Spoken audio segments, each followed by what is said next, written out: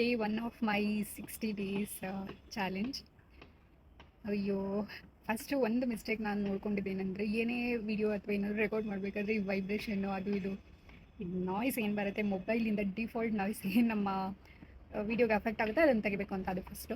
So ಇವತ್ತು first day ಆಗಿರೋದ್ರಿಂದ ನನಗೆ ಯಾವುದ್ರ ಬಗ್ಗೆ ಮಾತಾಡಬೇಕು ಅನ್ನೋದ್ರ ಬಗ್ಗೆ ಗೊತ್ತಾಗ್ತಿಲ್ಲ. ಸೊ ನಾನು ಬೆಳಿಗ್ಗೆ ಇವತ್ತಿನ ದಿನದ್ದು ನಂದು ಒಂದು ಸ್ಮಾಲ್ ಒಂದು ಬೆಳಿಗ್ಗೆ ನಡೆದಂಥ ಒಂದು ಇನ್ಸಿಡೆಂಟ್ನ ನಿಮ್ಮ ಜೊತೆ ಶೇರ್ ಮಾಡ್ಕೋಬೇಕು ಅನ್ನಿಸ್ತು. ಸೊ ಒಂದೊಂದು ಸಲ ನಾವು ರೋಡ್ ಕ್ರಾಸ್ ಮಾಡ್ತಾ ಇರ್ತೀವಿ. ಎಲ್ಲರೂ ವಯಸ್ಸಲ್ಲಿರೋರು ಗಟ್ಟಿಮುಟ್ಟಾಗಿರೋರೇ ಇರ್ತಾರೆ ಅಂತ ಹೇಳೋಕ್ಕಾಗಲ್ಲ. ಎಲ್ರಿಗೂ ಒಂದಲ್ಲ ಒಂದು ಸಾರಿ ಈ ರೀತಿ ಎಕ್ಸ್ಪೀರಿಯೆನ್ಸ್ ಆಗೇ ಆಗಿರುತ್ತೆ. ಏನು ಹೇಳ್ತಿದ್ದೀನಿ ಅಂತ ಹೇಳಿದ್ರೆ, ಈ ವಯಸ್ಸಾಗಿರುವಂಥವ್ರು ಕೂಡ ತುಂಬ ಸಲ ರೋಡ್ ಕ್ರಾಸ್ ಮಾಡ್ತಿರ್ತಾರೆ. ಅದನ್ನು ತುಂಬ ಜನ, ನಾನು ಇವತ್ತು ಯಾರು ಹೇಳ್ತಿದ್ದೀನಿ ಅಂದರೆ, ಎಲ್ಲರೂ ಈ ಥರ ಇರಲ್ಲ, 90% ಈ ಥರ ಜನಗಳಿರೋದಿಲ್ಲ. ಒಬ್ಬರು ಆಟೋ ಡ್ರೈವರ್ ಏನು ಮಾಡಿದ್ರು, ಬೇರೆ ಎಲ್ಲ ವೆಹಿಕಲ್ಸು ಸ್ಟಾಪ್ ಮಾಡಿ ಹೋಗ್ತಿದ್ರು, ಅವರು ಮಾತ್ರ ಯಾರ ಬಗ್ಗೆನೂ ಕೇರ್ ಮಾಡ್ದಿರ ಬೇರೆ ಗಾಡಿ ಓಡಿಸ್ಕೊಂಡು ಹೋಗ್ತಿದ್ರು.